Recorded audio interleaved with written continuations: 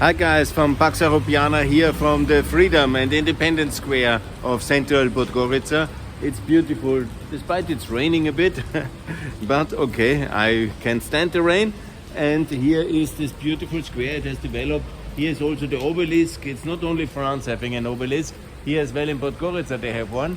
And it's symbolizing the freedom and independence of this country. It's a young country, similar like Kosovo in 2008 and here 2006. I was personally present here when they have made the referendum in May and then came independence. And this is a really great thing. It was the freedom of a nation which was suppressed for too long. Let's not forget that Montenegro was already an independent country from the Berlin Congress from 1878. And what happened then? That was the disaster and tragedy of the First World War. And afterwards the French thought it's no longer needed. They disposed of it.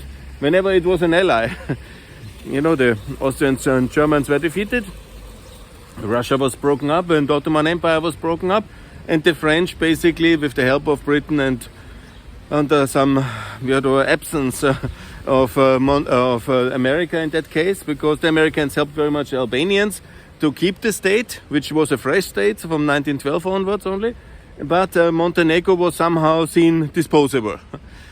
I mean, certainly some of the decisions of the late king before the war were not endearing him to the world, and also it was a very small country, and so they decided to simply integrate it into Serbia and build this French-inspired bigger union of Yugoslavia, the kingdom of Slovenia, Serbia and Croatia, and it was a disaster. Obviously nobody really wanted to be in, and especially here in Montenegro the people started a civil war, and that's the basis of this green-white divide, which to this day is very much present in the political system of Montenegro.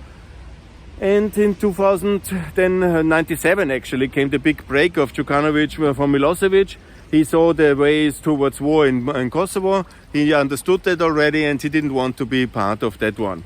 Montenegro was still allied during the Bosnian War and the Croatian War, but then they said no, and that was a very courageous decision. And since then, actually, it was a strong ally of the West, and Mr. Djukanovic has to be respected for that. Whatever else he did, but he has led his nation away from Milosevic, he has led his nation into NATO, and that firmly towards the West. Also, in the question of the sanctions and of course independence. This is very historic and this is very important, and I'm honored to be here at this very special place and to celebrate and call for the EU membership very much as the first one, because it is not acceptable that we treat our very best friends like Montenegro, who is doing everything correctly. Here, Turk, ni savisnost, independence. You cannot read it there. We treat our friends. Montenegro is a partner, ally, friend, NATO member, and everything does correctly. Has the euro as a currency, follows us on the sanctions, is very fast in adopting everything. And then what we do, we treat it the same like Serbia, who does everything very wrong. Serbia is with China and with Russia.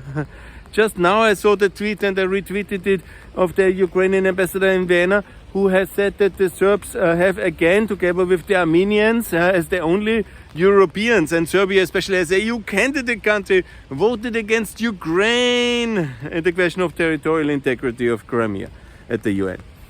You see, Serbia is an ally of Russia in political terms, in defense terms, has just recently mobilized the troops against also Austrians who are soldiers, the lead contingent in KFOR in Kosovo, and the Serbs were threatening war, backed by the Russians in this number plates trivia crisis, but they were escalating it to a real crisis.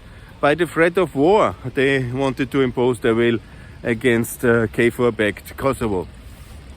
And this is the situation of the Serbs. And how can we treat the Serbia of Vucic the same as Montenegro, which is doing everything correct and okay?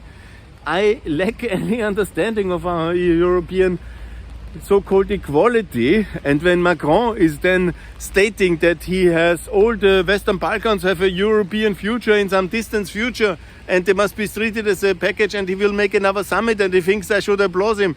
I do not. I do not. I think it's outrageous that we are so appeasement oriented, and what the French are doing, again, so much harm to Montenegro. Treating it, Montenegro, the same in a package like Serbia is so utterly wrong after all the unfairness. I mean, we did also a lot of wrong, the Austrians, yeah, in the world wars, yeah, no doubt, yeah. But the French have stolen the statehood of this country, simply packaged it up in Yugoslavia like a dead fish against the will of the people, because they needed the access to the sea and they thought it's a bit useless to have small countries, and they destroyed it simply like that. I mean, not even the Turks could destroy Montenegro, and the French could do it, and now they are packing up Montenegro again in the same sack, in the same dead-end street as Serbia. And Serbia cannot join the European Union as long as it doesn't recognize Kosovo, is not in NATO, does not really comply with our trade policy, with our foreign policy, is not ready. Man, it's not a fisherman's club. It's a serious organization, the European Union. And Serbia is seriously not ready for that. But Montenegro is.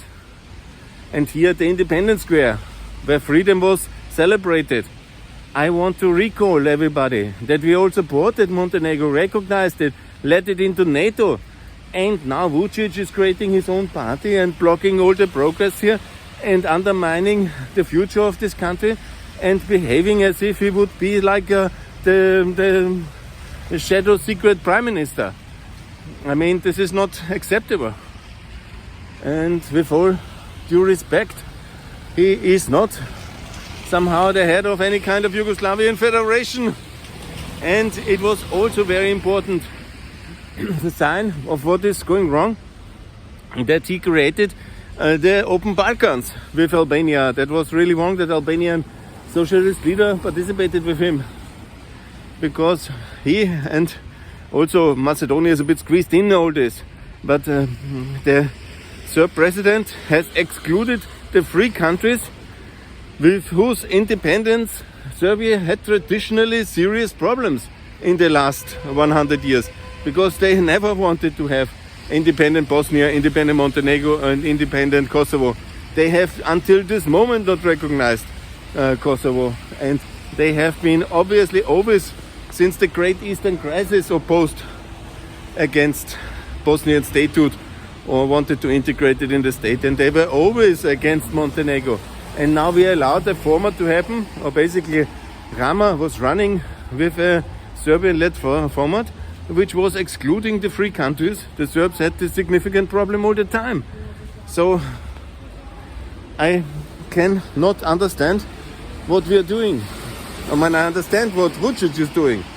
He is cleverly manipulating the situation to undermine the statehood of Montenegro, Bosnia, and obviously reject completely the statehood of Kosovo. And as I've said many times, I made many peace proposals, but they were rejected. And again, I repeat it here, it is important that we make a peace proposal to Serbia, and when they reject it, we have to isolate Serbia. All others in NATO, like Bosnia and Kosovo, now in NATO, and the three others in the EU in 2024. And Serbia can stay isolated as long as this is a Russian asset and the Russian ally proxy. This is much better way. We must be clear. We must treat our friends good, and our enemies and our opponents must be also seeing that there is consequences if you fool us and if you play us and if you mistreat us. That's the more logical way forward than the constant appeasement of aggressiveness and the awardness of bad behavior. Good behavior must be awarded, and who really reforms. It was also not easy to reform. Not easy to bring Montenegro in the NATO, joining the sanctions. It cost a lot of money, and it was a lot of angry people here on both. But they did it. They did it, and it was right. Even independence was not so easy, but they did it, and it was a big success. Now Montenegro is a bit in the rain, but I will show you more when the rain is gone. And I'm very happy here celebrating independence of this beautiful country. Support it to join the EU and to do it fast. Do it in 2024 if you are a European if you're a Russian asset, block it. That's your choice. Thanks a lot. Bye.